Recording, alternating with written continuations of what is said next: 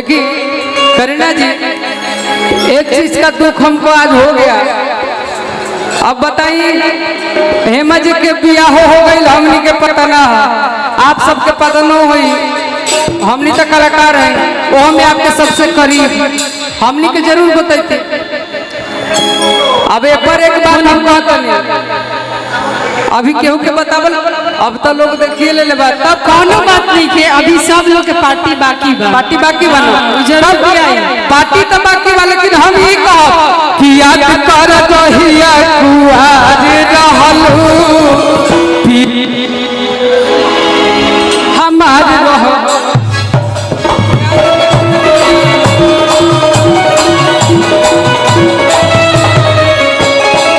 याद कर दहिया कुआर रहलू, यवा से पहले हमार रहलू।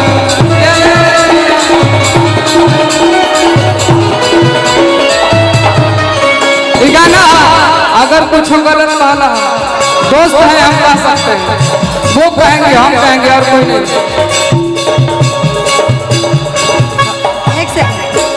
ऐसे खड़ा बाड़ी,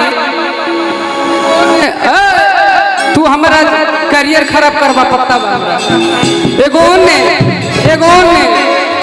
और सविता जी के देखा तरी तो हम ऐसे बुझाता कि हम हमारा दिमागे में कुछ और चल रहा।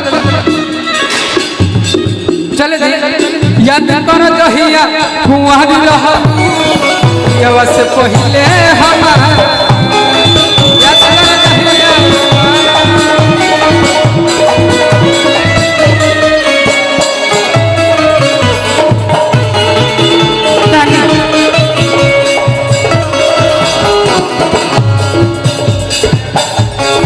जो हमनी के सोहर गाँव आई बनी जा, और हम जुगलबंदी नहीं के होते जा, ठीक बा? नहीं, सही बात है, जुगलबंदी नहीं के हो।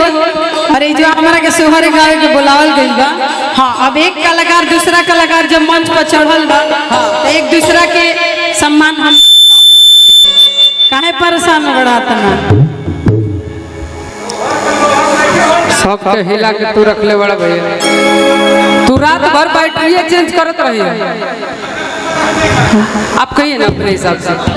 अच्छा ये कि कौना माँ से बाबू मोर पिया हो गईले, कौना माँ से विदा कईले, कौना माँ से विदा कईले हो, ललना कौना माँ से सुतनी से झरिया की देहिया हमरा भारी भई, ललना कौना माँ से सुतनी से झरिया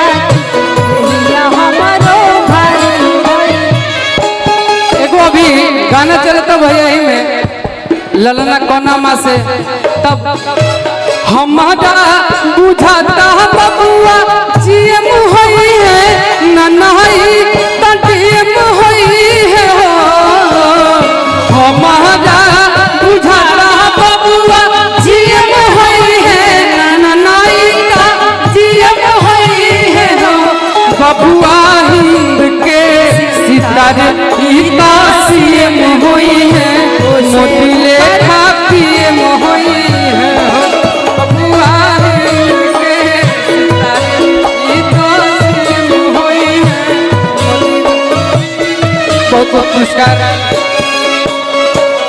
और देखिए यही में बा हेमा जी रहरी के दाल रहा दियान लागे, बात देखी भूली पार हो, रहरी के दाल रहरी दियान लागे, बात देखी भूली पार हो, ललना मन करे खपड़ा चबैती, खटाई खूबे खैती, ललना मन करे खपड़ा चबैती खूबे खैती, ललना मन करे खपड़ा चबैती, खटाई खूबे खैती।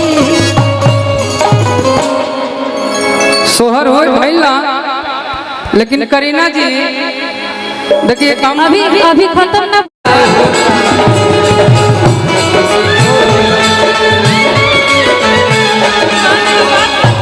इंतजार का मजा लीजिए, थोड़ा इंतजार। अब हेमा जी आप कुछ कहिए। भैया विष्णु भैया, गोतनी के लड़का लेके कबूल खिलाई तनी बताई अम्मा जी।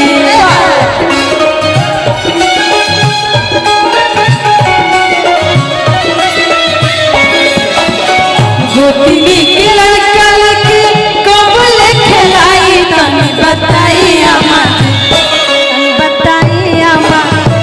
गोदिया कबले हमर जुड़ाई तनी बताई अम्मा जी, तनी बताई अम्मा जी। गोदिया कबले हमर जुड़ाई तनी बताई अम्मा जी।